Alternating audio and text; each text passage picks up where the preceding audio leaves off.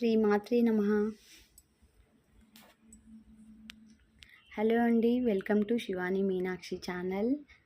అయితే నిన్ననే ఒక అమ్మ చెప్పడం వల్ల నాకు మన లలిత అమ్మవారు, రాజరాజేశ్వరి అమ్మవారు, శ్రీ కనకదుర్గమ్మ తల్లి, అందరి రూపాలైన మారెమ్మ తల్లి, మారియమ్మ తల్లి మనందరి కోసం ఉపవాసం 28 రోజుల ఉపవాసం చేస్తుందని తెలుసుకున్నా.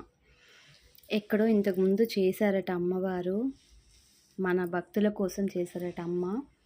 కాబట్టి అమ్మ క్షేమంగా ఉండాలని నేను అమ్మ కోసం ఈరోజు నుంచి దీక్ష తీసుకుంటున్నాను.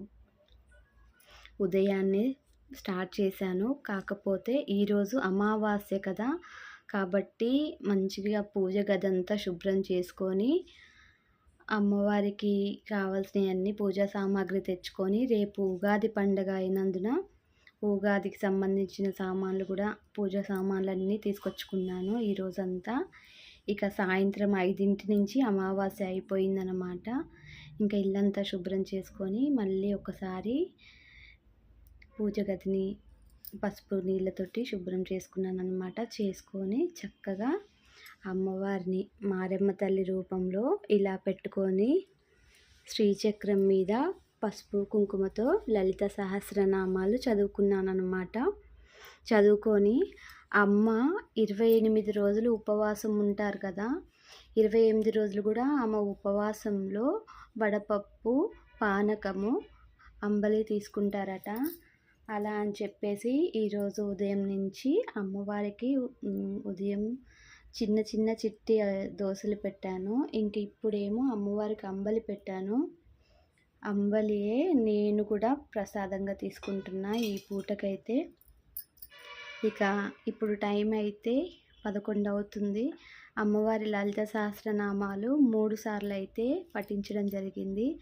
అంతా అమ్మ మంచిగా ఉండాలని కోరుకుంటున్నాను నేను.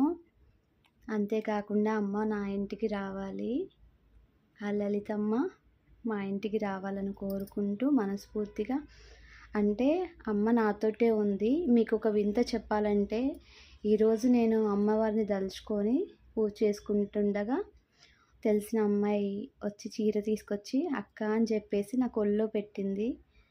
అది అంతకుముందే నేను నా పాపను అరిచాను, ఏదైనా తినమంటే తినవు, అదే నాకు నీలాంటి అమ్మ నాకుంటేనా అనేసి అన్నాను. వెంటనే ఆ అమ్మాయి ఎందుకో తెలియకుండా చీర పట్టుకొని బయట నుంచి వచ్చి నాకు పెట్టింది.